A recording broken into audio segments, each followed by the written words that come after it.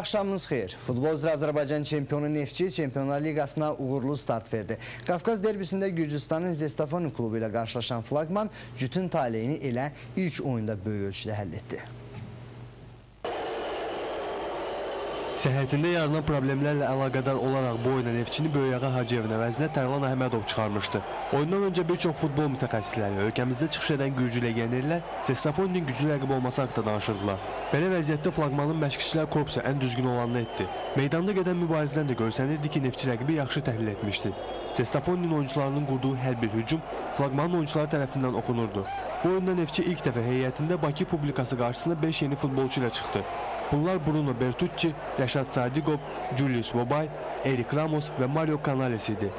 Hər 5 futbolçu onlara bəslənilən ümidləri doğrultdu. Bertucci cinahda qarşı alınmaz edisə, Vobay və Canales ilk rəsmi oyunda Neftçinin heyətində ilk qollarını imza atdılar. Meydanın mərkəzində qərarlaşmış Sadiqovla Ramos isə etibarlı oyun ilə yadda qaldılar. Maçın 22 və 23-cü dəqiqələrini isə sözsüz oyunun kulminasiya nöqtəsi adlandırmaq olar. Oyunun ilk 20 dəqiqəsində güclü pressing tətbiq edən Gürcü futbolçular 2 dəqiqə 2 gol buraxdıqdan sonra sındı. Hətta fasilə də komandanın oyununu tapması üçün yetərli olmadı. İlk hissədə vurulan 2 golun təsiri maçın 63-cü dəqiqəsində özünü göstərdi. Zestofoninin müdafiəçisi və qapıçısı arasında anlaşılmazlıqdan maksimum istifadə edən Neftçinin Çilli legioneri Canales lazım olan anda lazım olan yerdə peyda olmaqla oyunun son nəticəsini müəyyənləşdirdi. Neftçi 3, Zestafoni 0. Oyunun qəhrəmanı isə 22 yaşlı futbolçu Cavid İmanverdiyev oldu. Bir gol və bir məhsullar ötürmə ilə yadda qalan Neftçinin gənc futbolçusunu yəqin ki, Gürcülər hələ çox xatırlayacaqlar.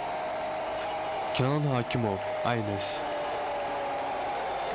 Neftçi isə qazandığı qələbəni baş məşqçisi Böyükağa Hacıyevə həsr edib. Səhhəti ilə bağlı komandasının başında ola bilməyən məşqçi hazırda paytaxtda özəl klinikaların birində müalicə alır. Verilən məlumata görə Böyükağa Hacıyev cavab oyununda da komandasının sükanı arxasında ola bilməyəcək. Oyundan sonra jurnalistlərin suallarını cavablandıran klub prezidenti Sadıq Sadıqov da baş məşqçidən danışıb. Bugünkü oyunumuzu biz həsr elədik Böyükağa müəllimə, komandanın baş məşqçisinə özür bilirik ki, o xəstədir, böyünləri balnisadadır, Allah onun şəfasını versin və inanıram ki, bizim oyun onun şəfa tapmasında böyük rol oynayacaqdır. Kobe Bryant və komanda yoldaşları London Olimpiyadasına titul qazanmaq üçün səfər edir. Söhbət Amerikalı peşəkar basketbolçulardan təşkil olunmuş Arzuların komandasından gedir. Arzuların komandası Barcelona Olimpiyadasından başlayaraq Amerika Birləşmiş Ştatlarının oyunlarında şərəfini qoruyur. Amerikanlılar London Olimpiyadasında da bu ənənəyə sadiq qalacaqlar. Kobe Bryant və kompaniyasının Londona 5-ci titul ardında yollanacağı siz deyil. Zolaqlı ulduzlar oyunlar öncəsi Braziliya millisi ilə güclərini sınayıblar. Arzuların komandasının 80-69 hesablı qələbəsi ilə başa çatan görüşdə LeBron Jamesin ulduzu parlayıb. Sonuncu Cənub Amerikalıların səbətindən 30 top keçirib. Basketbolun fanatı olan Amerika prezidenti Barack Obama bu dəfəki ulduzlar toplusunun Barcelona Olimpiyadası ulduzlarından peşəkarlıqda geri qaldığını düşünür. Chicago klubuna azarkeşlik edən Obama səviyyə fərqinin nəsil dəyişikliyini görsə də Kobe Bryant'ın komandasında rəqiblər üçün əl çatmaz olduğuna inanır. Və salam, mənim bugünə çatdıracağım idman xəbərləri bu qədər. Sağ olun.